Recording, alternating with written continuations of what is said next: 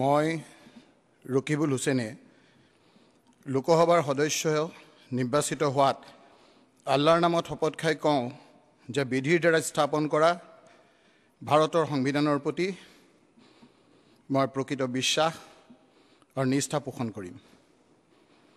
মই ভাৰতৰ প্ৰভুত্ব আৰু অখণ্ডতা অক্ষুণ্ণ ৰাখিম আৰু মই গ্ৰহণ কৰিবলৈ ওলোৱা কৰ্তব্য শ্ৰদ্ধাপূৰ্বক নিৰ্বাহন কৰিম।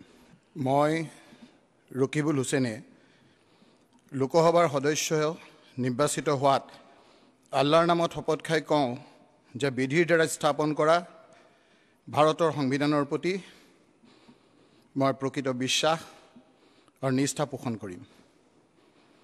মই ভাৰতৰ প্ৰভুত্ব আৰু অখণ্ডতা অক্ষুণ্ণ ৰাখিম আৰু মই গ্ৰহণ কৰিবলৈ ওলোৱা কৰ্তব্য শ্ৰদ্ধাপূৰ্বক নিৰ্বাহন কৰিম।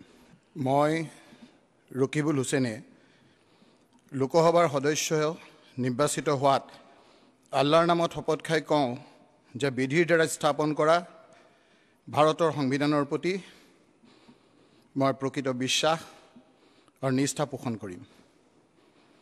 মই ভাৰতৰ প্ৰভুত্ব আৰু অখণ্ডতা অক্ষুণ্ণ ৰাখিম আৰু মই গ্ৰহণ কৰিবলৈ ওলোৱা কৰ্তব্য শ্ৰদ্ধাপূৰ্বক নিৰ্বাহন কৰিম।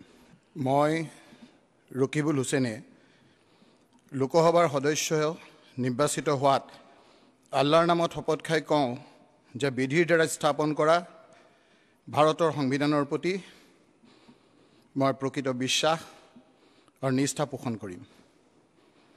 মই ভাৰতৰ প্ৰভুত্ব আৰু অখণ্ডতা অক্ষুণ্ণ ৰাখিম আৰু মই গ্ৰহণ কৰিবলৈ ওলোৱা কৰ্তব্য শ্ৰদ্ধাপূৰ্বক নিৰ্বাহন কৰিম। মই ৰকিবুল হুছেইনে লোকসভাৰ সদস্য নিৰ্বাচিত হোৱাত আল্লাহৰ নামত শপত খাই কওঁ যে বিধিৰ দ্বাৰা স্থাপন কৰা ভাৰতৰ সংবিধানৰ প্ৰতি মই প্ৰকৃত বিশ্বাস আৰু নিষ্ঠা পোষণ কৰিম। মই ভাৰতৰ প্ৰভুত্ব আৰু অখণ্ডতা অক্ষুণ্ণ ৰাখিম আৰু মই গ্ৰহণ কৰিবলৈ ওলোৱা কৰ্তব্য শ্ৰদ্ধাপূৰ্বক নিৰ্বাহন কৰিম।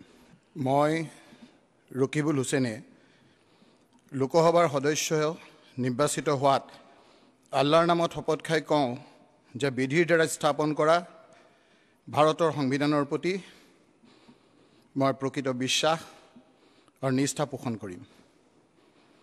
মই ভাৰতৰ প্ৰভুত্ব আৰু অখণ্ডতা অক্ষুণ্ণ ৰাখিম আৰু মই গ্ৰহণ কৰিবলৈ ওলোৱা কৰ্তব্য শ্ৰদ্ধাপূৰ্বক নিৰ্বাহন কৰিম।